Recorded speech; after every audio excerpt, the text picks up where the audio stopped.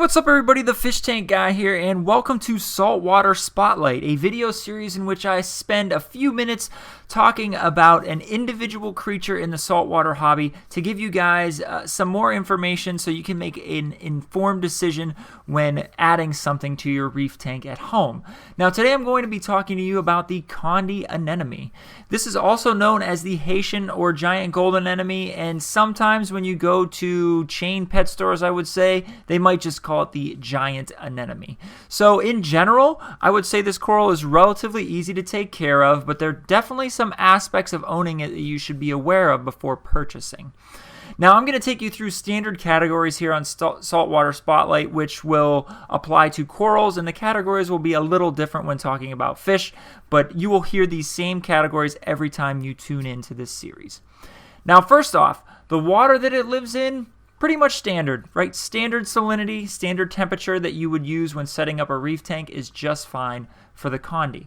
In terms of lighting, it's going to require medium to high levels of light.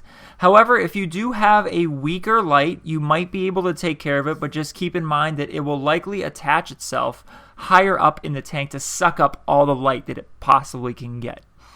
In terms of water flow, it likes, middle of the road, medium flow.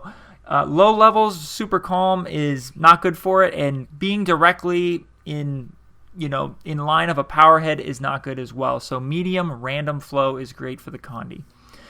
For the tank, you can keep it in a 10-gallon tank or higher. A lot of places online will tell you 20 or higher, but 10 is just fine. Now, one of the most important aspects of the Condy to keep in mind is that it is reef safe, but with caution. That is because he can tend to move around the tank on its own until it finds the right combination of light and flow. And if you have a stable tank, once it finds that spot, it will pretty much stay put. Now, if you're changing your power heads around a lot or changing your lighting, you'll see it moving around.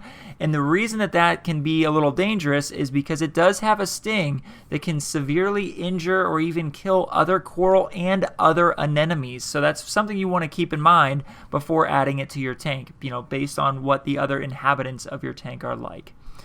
In terms of cost, this thing is awesome because it's very inexpensive. It's actually one of the cheapest anemones you can buy.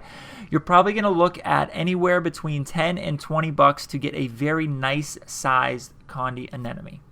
So there you have it. Overall, I would say the Condy is a fairly hardy, beautiful anemone. It looks awesome. I mean, you guys can see in the video here, it looks awesome, and it's relatively easy for beginners to take care of. You just want to keep in mind that it can sting and kill other coral and anemones, so make sure you look at your tank and you make a good decision before adding this guy, because you don't want to regret it later. So, once again, I'm the Fish Tank Guy. Thank you so much for checking out Saltwater Spotlight here today, and until a future Fish Tank Guy video, I will see you guys soon.